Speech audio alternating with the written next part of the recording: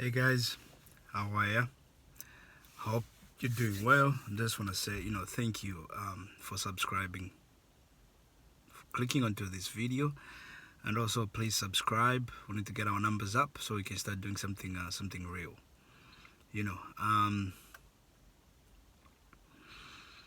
I have something I want to say today. About just black people all over the world. And black people on YouTube. And there's really, really something that's going on. And I have to tell you, there's just some people you shouldn't be listening to.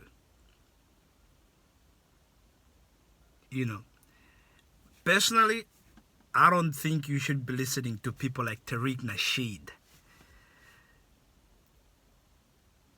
If you're black, whether you're black American, whether you're continental African, or if you're just black in the diaspora, I don't think you should even be listening to people like Nat Measy. You shouldn't be listening to them because they are not adding value to your life and your thought process. They want to keep you in a box. They want to keep you in a box. Because then they want us to keep fighting on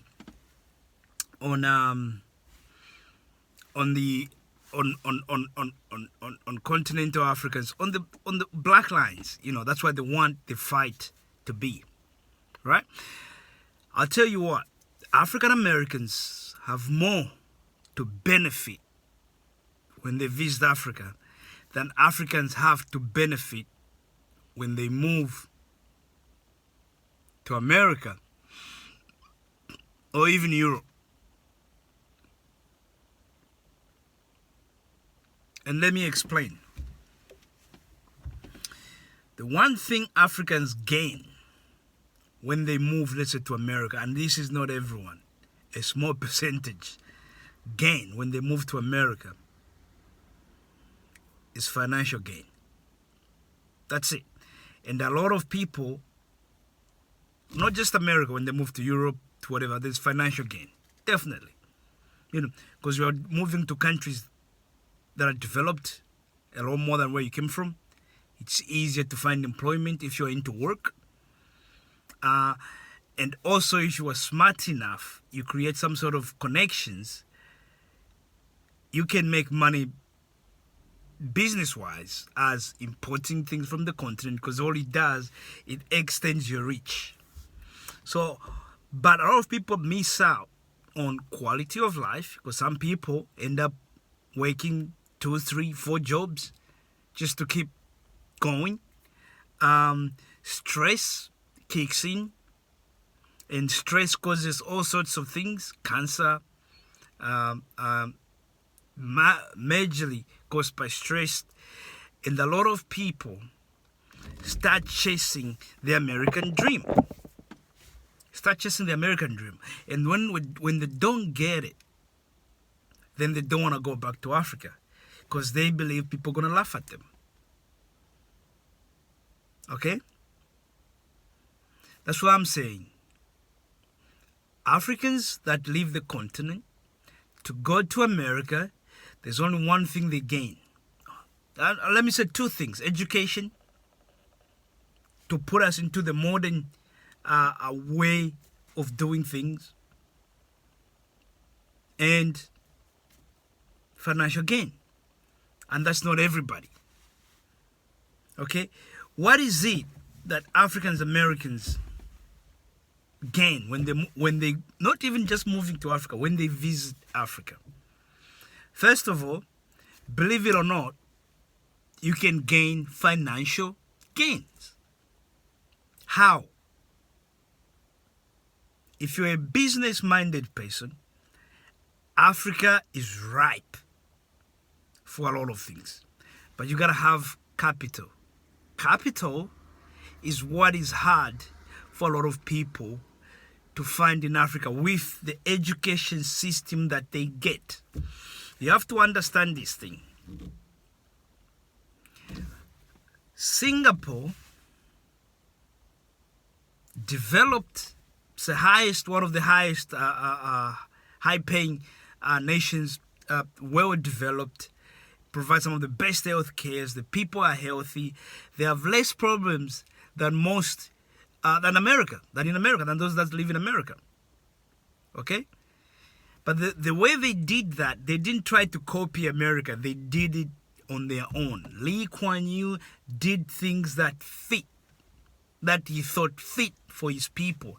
He didn't try to copy America or England. Today, Singaporeans get paid more on average than people in the UK, who were their masters. Why is that? Because he didn't try to copy the UK system of doing things. Yes, it took some things from there, but he created something that was locally made. In Africa, we have a problem. We are trying to copy everything. But that's the problem. You cannot copy things that a country worth $30 trillion is doing and you are worth $10 billion. It's not going to work. What you need to do is go back about 100 years or 150 years when that country was worth 10 billion and find out what people were doing then. And then work your way up. So when you are coming from America, which is the biggest market in the world, and you go to Africa, which we can say is easily the biggest reservoir of resources, from natural resources to food to a lot of stuff. Africa has that. If you're a businessman, and I'm going to put this in capital letters, if you're business-minded, Africa is going to offer you that. As I heard Steve Harvey talk of his friend who used to go to Africa and buy animal skins to make shoes in America. He was an entrepreneur and his own employer. He worked for himself. And he'll go to America and make shoes for Steve Harvey. If you remember back in the day, if you see Steve Harvey shoes and his suits before he met Marjorie Harvey, sometimes women can help you get better at things. But even back then, he still looked pretty cool. Everyone was wearing the same thing. It was big suits, big jackets, and baggy pants, and that was the thing. And this guy was making shoes for them. Eventually, he moved. He now lives in Botswana. He even threw away his American passport. He's moved to Botswana permanently. What was he trying to do there? Buying stuff in Africa, selling them in America. And he gained his own reparation. He gained his own freedom. Here's the reason. That's one thing. You can gain financial gain. The second part, more spiritual and mental. You can actually gain mental clarity. And on the spiritual side, it can help you defeat that feeling of second-class citizen. And a lot of people can say whatever they want to say, but we know how America functions. 31% of African-American men make less than $30,000. 41% make less than, $35,000 a year. 41%. You can't live on $35,000 a year. You just can't. So what happens when you're making $35,000 a year? You're pretty much treated as a second-class citizen.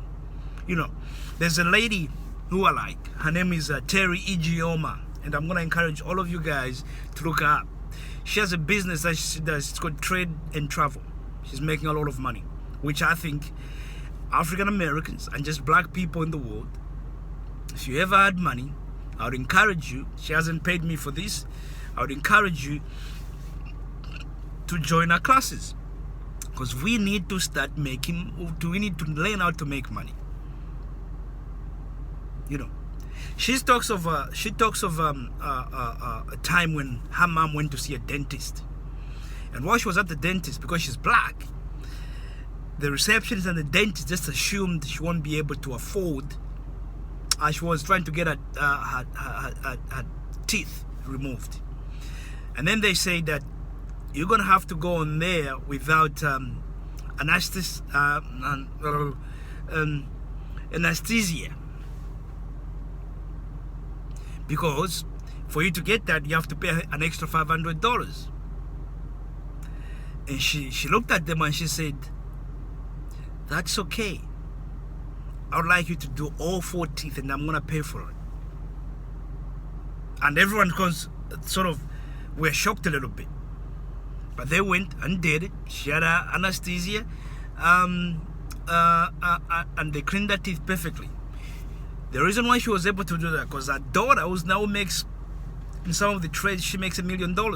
She's a multi-millionaire lady. TARIQ Nasheed, her course on Teachable has made her, in the past 2 years, $40 million and counting. Okay? Her mom said something that's powerful. He said, money just doesn't give you freedom.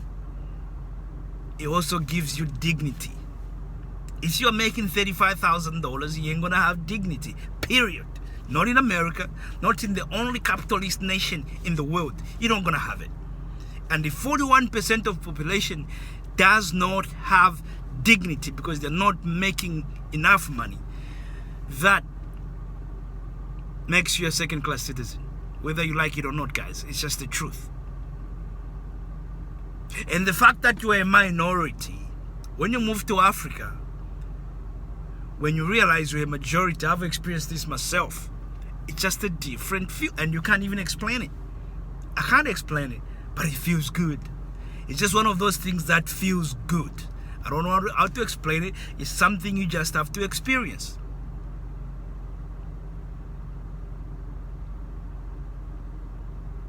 I can go on and on and on and on and on and on about the gains that Africa will give you.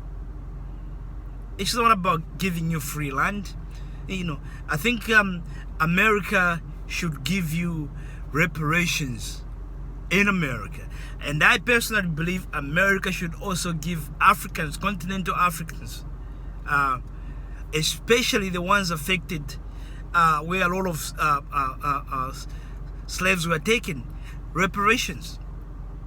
Why do I say that? Because most of you guys believe there was a trade.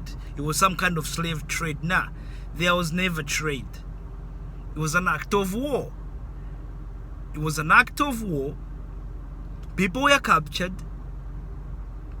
And people were terrified, were made to fear was put into other groups. It's something that happens even today in Africa. Some of you guys fail to understand it because you want to have this belief of, oh, Africans sold us. Africans didn't sell you. It became about survival. Both parties became victims. Even the people you say they sold people, they were just victims of circumstances. And it happens all over the world. How dare you say Jews, a big Jew sold little Jews? You're not going to say it. But it happened even then. Because it became about survival. And what caused that survival? The Nazi terrorizing the Jews. What caused some of these things you say are sold in Africa? It was war. The Europeans terrorizing the Africans. So let's stop listening to these people who are trying to put you in a box so that you don't have your horizon. You don't expand your horizon. Let's keep away from them. You know, I think TARIQ Nasheed asked the lady why they left.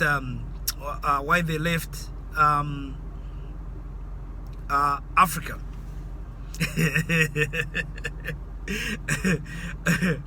I think it would be fair to also ask an African who went away and has gone back to Africa why they had to leave America or why they had to leave England. And there's so many people on YouTube that you can ask. Remember, there's 1.2 billion people on the African continent. Still, over 1.2 billion people. not everyone wants to live. Yes, people would like to travel, and there's a lot of Africans traveling these days, but guess what? They are going back to Africa. Why do people, Africans want to leave Europe? African move to Europe or America? Because of the illusion that America sells. Akon put this the right way. He said, Africa, we are the worst at selling ourselves. This is why I support what the president of Ethiopia is saying. We are worst. We are the worst at selling ourselves. America sells itself, the land of opportunities, the land of milk and honey. Europe does the same thing. From when we hear about soccer deals, people are getting paid £100,000 a week. And if a kid knows a little bit about soccer, he can kick a ball, he thinks he's going to get into the tournament. He doesn't know that there's thousands and thousands of European kids also trying to get into there. Okay, it's this illusion that they sell to us in Africa. It starts from school.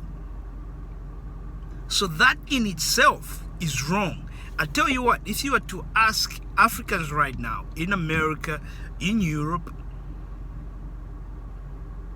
if they would rather live in Africa, you're going to find at least 70% of those people would say they would like to go back. But now they're just tied up to all these, they're caught up into this American way or a European way of doing things. Oh, I gotta pay off my mortgage, I gotta pay off my house, I gotta do this, I gotta do this, and then they get caught up in that. But believe me, when they are old, they all go back to Africa to go and die. That's the unfortunate thing that has happened to us. So why are they leaving? They're following the illusion, something that never exists.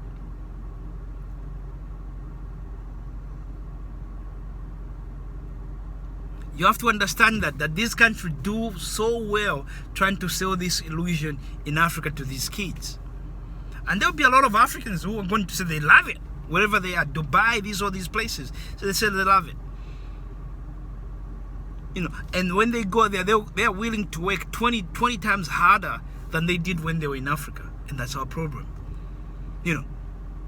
We need to start fighting for a better Africa in Africa. And we can do that. But that does not mean you, as an American, you can't go to Africa because Africans are running away from Africa. There's a lot of Africans who are staying in Africa and are making a lot more money than you. So when you hear these people tell you that you shouldn't be going to Africa, don't listen to them. Because they're putting you in a box. They want you to miss out of the opportunities that are there around the world. It might not just be in Africa. There's African Americans everywhere, in Asia, in the Middle East. Some people get jobs in Abu Dhabi and all this stuff. If the person says don't go to Africa, don't listen to them. If the person tries to bring up all this tribal stuff, don't listen to them.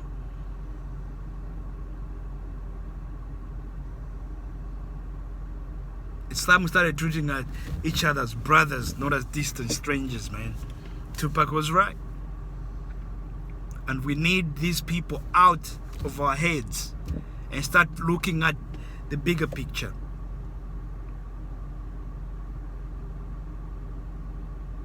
Some people are even saying, oh, Africans get taught to hate African Americans. That's not true. We are all just victims, just like Africans get taught in Africa to hate tribes that have managed to keep to themselves. Like the Himba people, if you go to Namibia, they are looked upon as evil because now we've become these Christians. We've been brainwashed to become these Christians, and we look at those people because of the way they've chosen their lifestyle to stay the way they've been. We consider them as juju and whatever. Or if you meet them, you go to Namibia, you look up Wadamaya's videos, even go black. A lot of normal, what you might call westernized Namibians think the Himba people practice juju. They want to kill them. But who put that in our heads? It's the same thing. When we look at America, when you're looking from Africa and people are showing you, the videos before Black Panther came. It was always this negative image. And as a person who wants to go to America to get educated and have a job and all this stuff. You don't want to be like that. That's just common sense. But the question we should also be asking is, because I heard George Macon once said, oh, African people who are opening up these shops are not employing African Americans. And I'm like, okay, why don't you ask an African Americans if they would like an African guy to be their boss? And I tell you what, majority of them would say no. So how do you expect an African to employ someone who doesn't want to work under me? Because of whatever things they have going on in their head. There's always a reason why we are the way we are. And someone benefits from it. And if we want to cut that off, we need to focus on positivity. If you're an African American, I'm going to encourage you to visit the motherland. Visit your continent. And don't nobody tell you otherwise. Visit it. You know, visit it. If there's a place you like, buy land, build a house, or even buy a house. Start a business. For those people, for those of you who are business minded, there's so many things you can be exporting from Africa and importing into America. Avoid the naysayers and people that want to box you. Thank you, guys. Stay blessed. Goodbye.